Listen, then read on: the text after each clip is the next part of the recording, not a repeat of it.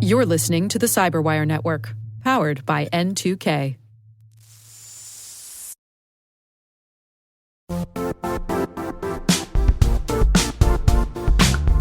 We've all been there. You realize your business needs to hire someone yesterday. How can you find amazing candidates fast? Well, it's easy. Just use Indeed. When it comes to hiring, Indeed is all you need. Stop struggling to get your job post noticed.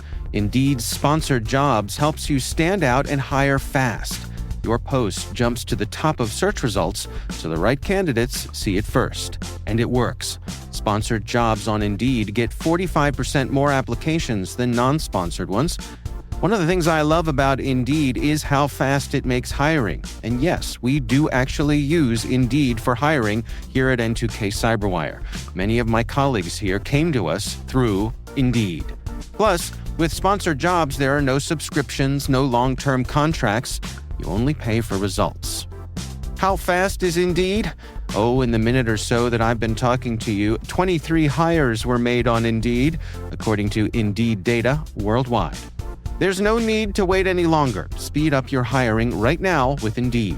And listeners to this show will get a $75 sponsored job credit to get your jobs more visibility at Indeed.com/cyberwire. Just go to Indeed.com/cyberwire right now and support our show by saying you heard about Indeed on this podcast. Indeed.com/cyberwire. Terms and conditions apply. Hiring? Indeed is all you need.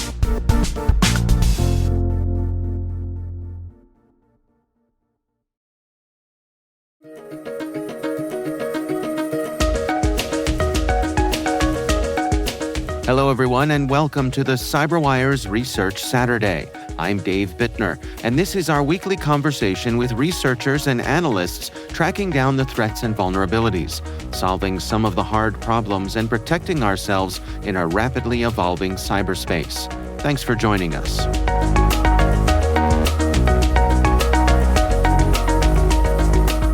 Ghostwriter is an actor that we've been pretty closely tracking for some time. You know, they've been around it's been close to a decade at this point. They really kind of popped up in around 2016. But when the war in Ukraine kicked off more recently, that really kind of drew our attention to Ghostwriter and the activity that they were doing within the region. That's Tom Hagel, principal threat researcher from SentinelLabs research team. The research is titled Ghostwriter, New Campaign Targets Ukrainian Government and Belarusian Opposition.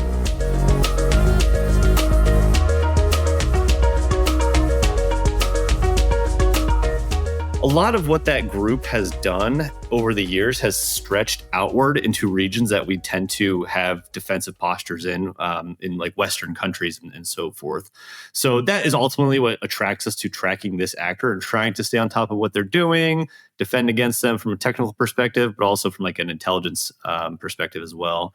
So with that posture in mind, we ultimately have a lot of monitoring in place for anything that this actor is doing new, in regions that we typically don't see them in, anything that could pop up as an interesting shift in techniques or targets and so forth. So we've got a lot of things in place to watch them. And ultimately, this research was centered around a lot of interesting shifts in the technicalities of how they're doing their attacks with the malicious documents, but also more of the domestic targeting, which we don't see too often. The domestic targeting in particular is what we see kind of focused on the Belarusian political opposition for the upcoming presidential election in that area and so forth. So a lot of interesting things kind of going on with this actor is really what took our attention to kind of focus on them and kind of find this research out. Before we dig into some of the technical details here, as you point out, this campaign seems to focus on Ukrainian government officials and the Belarusian opposition. Why do we suppose that these groups are being targeted? Yeah, a lot of this really comes back to looking at the history of this threat actor in general. Our understanding is that this threat actor, and kudos to some amazing research done by others in the industry like Mandiant and others, they've found a lot of interesting things and published on it. We were able to kind of corroborate it in many places. But ultimately, what we see is Ghostwriter is an organization likely in operation within Belarus government, with close collaborations potentially with the Russian government and so forth. So when you take that into account, we see a lot of the typical anti-NATO targeting.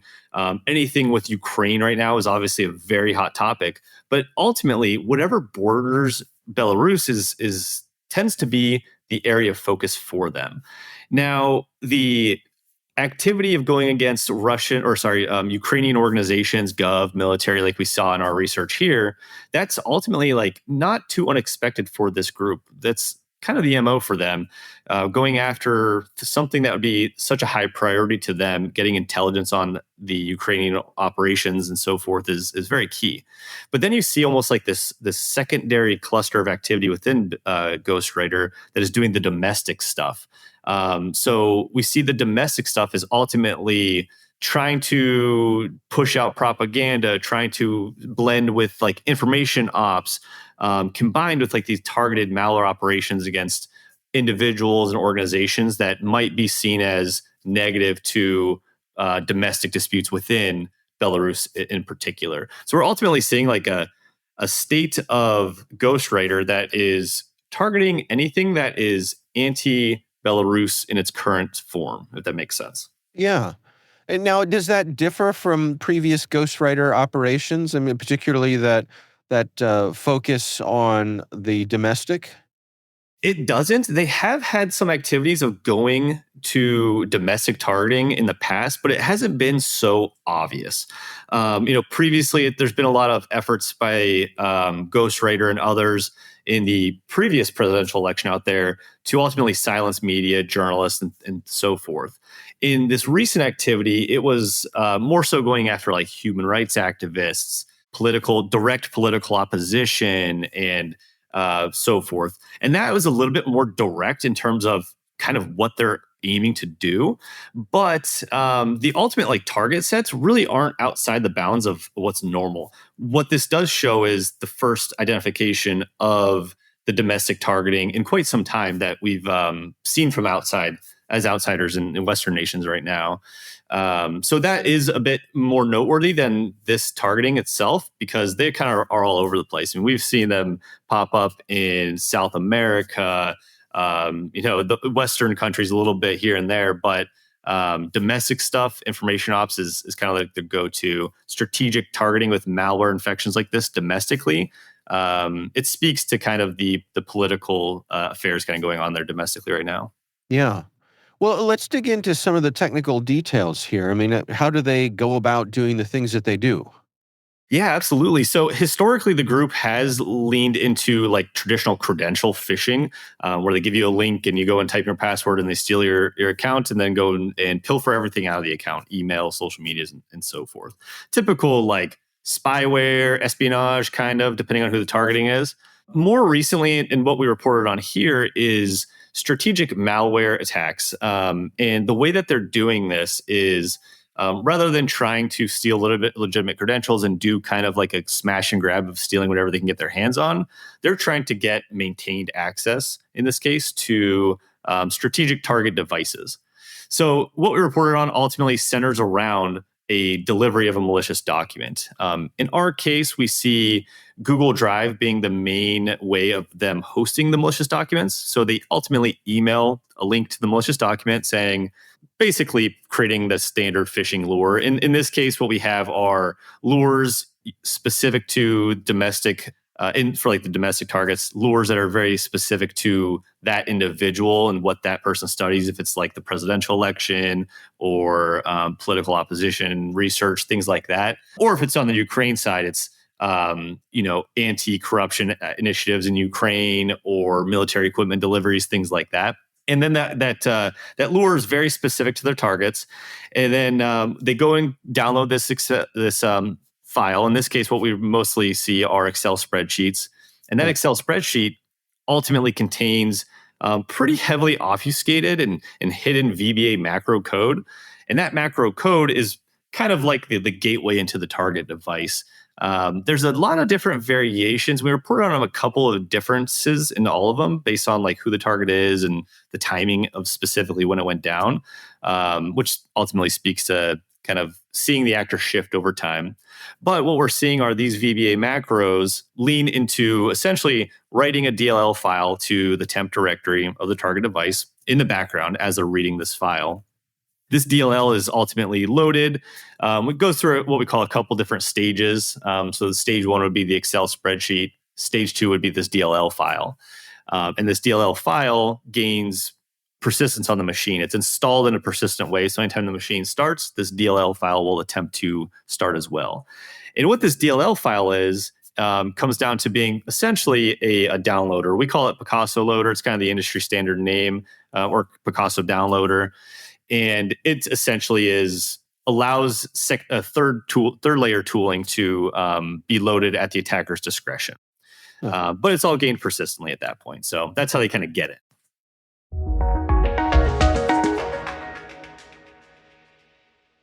We'll be right back.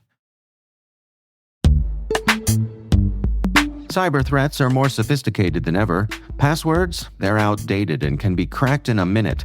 Cyber criminals are intercepting SMS codes and bypassing authentication apps. While businesses invest in network security, they often overlook the front door, the login. Yubico believes the future is passwordless. YubiKeys offer unparalleled protection against phishing for individuals, SMBs, and enterprises. They deliver a fast, frictionless experience that users love. Yubico is offering N2K followers a limited buy one, get one offer. Visit yubico.com/N2K to unlock this deal. That's YUBICO. Say no to modern cyber threats. Upgrade your security today.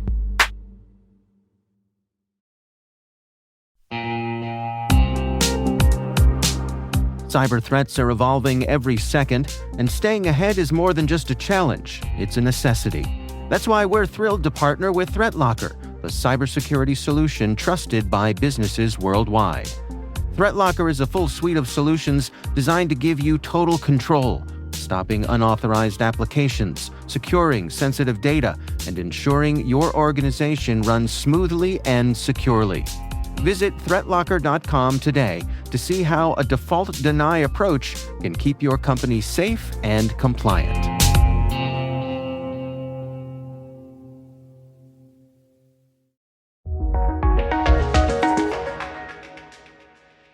What would you rate the level of sophistication here in terms of being stealthy? You know, the stealth isn't so great. The sophistication isn't high, but what you're seeing is like the persistence and just like the workability of this whole thing. It's just smooth. It kind of works. And unfortunately, in many of these cases, the targets that they're going after aren't often the most secure. So they might be unpatched to a vulnerability, or they might not be running some sort of protection that would stop something like this. So that level of sophistication is not quite there. But what we do see, I would say, like, what is sophisticated about it is more of like the fine-tuned crafts to exactly what they're doing. So, for example, the way that the VBA ultimately turns into running malware is it goes through a process of essentially rewriting itself in memory and turns itself from the DLL into essentially the malware that runs. The .NET code of the actual malware. And it goes through a couple stages of like obfuscation, using freely available tools out there to conceal itself from antivirus or EDR tools, or even like an analysis of just looking at the file itself. So those little details at like the final stage is what makes it so seamlessly, or what makes it so successful to install in many of these cases we've seen. So like overall, I wouldn't say like the actor is being incredibly sophisticated. What they are being is persistent and creative. But when it matters, like little things just to kind of get past the little hiccups of like endpoint protection, or somebody not seeing this file, or somebody not having a clue that this file might be malicious, that's really put a little bit of effort into it as well. And that really can also be kind of highlighted by the fact that after all this happens, a fake lure document is opened to show them what they think they should be seeing anyway. So all this is happening in the background. They're actually given a document of what they believe to be what they were sending and opening. So they might not question this whole process they just experienced. Yeah, that's really interesting. I mean, it seems like I don't know, perhaps their capabilities exceed what they're showing in this campaign. Is that a fair way to say it? Yeah, that's a good way to put it. Another way to even think about it would be the multi approach that they've always taken over the years. Like this is just a targeted phishing lure to deliver malware, and it may lead to other malware down the road or strategic data exfil, depending on the victim or whatever. But the fact that this group also has done pretty well in like domestic information ops and propaganda spreading into mainstream media in the region, and even things like the credential phishing I talked about. The combination of skill sets there are pretty diverse, and it speaks to me of like an organization that gets a lot of backing and resources from the more capable organizations, perhaps in Russia or elsewhere, but they're getting the financial backing and they're getting the support to be able to experiment and kind of do what needs to get done. So pretty interesting group to follow.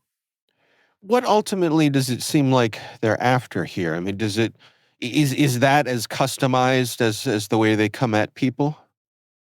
Yeah, it definitely is a unique target objective for sure. So in the Ukraine government, military organizations, a lot of that may be to just get access and figure out what we can steal for espionage or military intelligence benefits to support Russia in the war.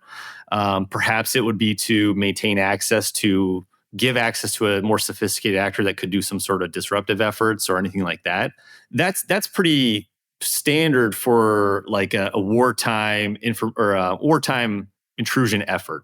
But then you go to like the domestic side, and those cases might just be to see examining what political opposition is about to report on, or the things they're reporting, the sources of their news, sources of leaks, or maybe even just to like stop that person from reporting, find out where they are, find out who they are in some cases, shut them down, disrupt them. So it's a lot of it is like this group can almost be looked at as like the team that kind of gets in, smashes the door to figure out what we should do next in many cases. Obviously, the Yeah. information upside is a little different, but again, it speaks to the complexity of this actor for sure. Do you have any sense for what their impact has been so far? How successful they may have or may not have been? It's really hard to gauge. The domestic stuff in Belarus is it's almost impossible to gauge from an outsider's perspective. In my case, being that this may have been targeted or tied deeply into like the presidential election, that appears to have gone down uninterrupted from any opposition perspective. So I'm not sure if it really did anything in the end. The Ukraine side, it appears ultimately unsuccessful. It's just another one of the targeted intrusions that ultimately are supporting the war that we're seeing constantly now, and we have been seeing constantly for years. So I don't think any of that is leading to like a strong indicator of major success from this actor over time. However, the information ops side of this, I think, is their most noteworthy level of success because the narratives that they are crafting and spreading have done quite well, making it to mainstream media locally within the region and Western nations over time as well. And then obviously those narratives are used by the supporting governments as well to further their initiatives. So that's very difficult to measure for sure. But it's one of those type of groups that there's not like a massive hit and win of success. And again, a lot of what they're doing might just be getting initial access and then passing it to a group that does something that's really noticeable, and that group gets the reputation for doing it while the initial access was actually somebody more on the ghostwriter level. Yeah. Well, let's say I'm an organization or even a government in one of these high risk regions. What are your recommendations for me to best protect myself against this group? Yeah, a lot of the initial access methods center around email delivery. So if I was defending against this actor, I would be looking to email as a very strict method of the actor interacting with potential targets. So, advanced filtering capabilities, getting rid of any emails that link to Google Drive, especially if it contains a password that something can't scan. And then looking at things that are being downloaded, obviously, from the agent perspective. I think tracking and monitoring that from a network level when possible is great. But if you're doing something like downloading from Google Drive, it's more difficult to inspect that traffic. But when the files are on the machine, there just needs to be strict controls in terms of what can and can't run on machines. For example, a way that some organizations that are targeted by this group succeed in many cases are by, if there's a file that's downloaded, if that file was downloaded, never seen in the network before, comes from an email address they've never seen before in their system, and it wants to run anything more than just look at text or anything like that, it's completely blocked. So everybody gets, instead of an Excel spreadsheet, they get an ugly code of text. It keeps them tremendously safe, and it's worked to stop a lot of evil, but it's a rough user experience. So somewhere in the middle, there's a balance, I'm sure. Right. Well, you mentioned Excel spreadsheets and macros. I mean, does something as simple as disabling macros get us anywhere? It definitely does. But this is the type of group that will adapt no matter what. Macros, getting rid of macros definitely helps, but then it'll be, in the doc, it'll say, hey, here's a link to something else to go and download. Then it'll just download the malware straight from that link itself to avoid email detection. So there's always hoops to hop through, but any of the multi-layered approach is the way to go. So try and stop them through any means, but also be able to detect and respond to this. Because again, these groups are not the most sophisticated, but knowing that they had an intrusion in your network and what they got and how you can get them to go away is key. So retaining the data, retaining the ability to do the forensics when they do get in is important. Yeah, it really speaks to that level of persistence that you measured, that they're going to keep at it. Yeah, exactly. And a lot of these targets in these cases are, the political opposition side and human rights activists. These are individuals. They don't often have access to the high-end endpoint detection or network filtering or email filtering capabilities. So they're very reliant on Google spam filter or their standard antivirus and things like that.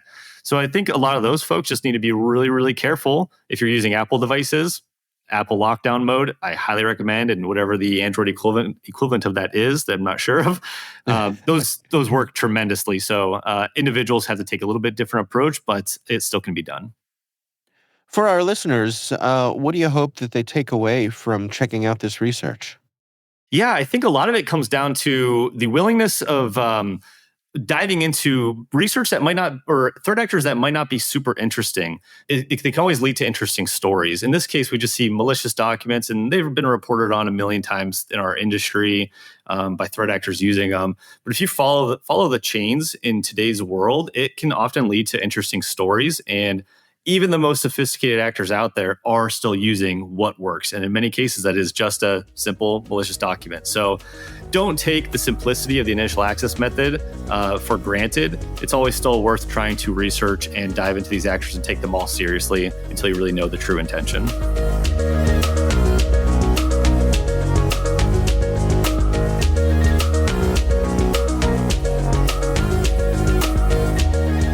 Our thanks to Tom Hagel from SentinelLabs for joining us. The research is titled Ghostwriter. New campaign targets Ukrainian government and Belarusian opposition. We'll have a link in the show notes. And that's Research Saturday, brought to you by N2K Cyberwire. We'd love to know what you think of this podcast. Your feedback ensures we deliver the insights that keep you a step ahead in the rapidly changing world of cybersecurity. If you like our show, please share a rating and review in your favorite podcast app. Please also fill out the survey in the show notes or send an email to cyberwire@n2k.com. This episode was produced by Liz Stokes. We're mixed by Elliot Peltzman and Trey Hester.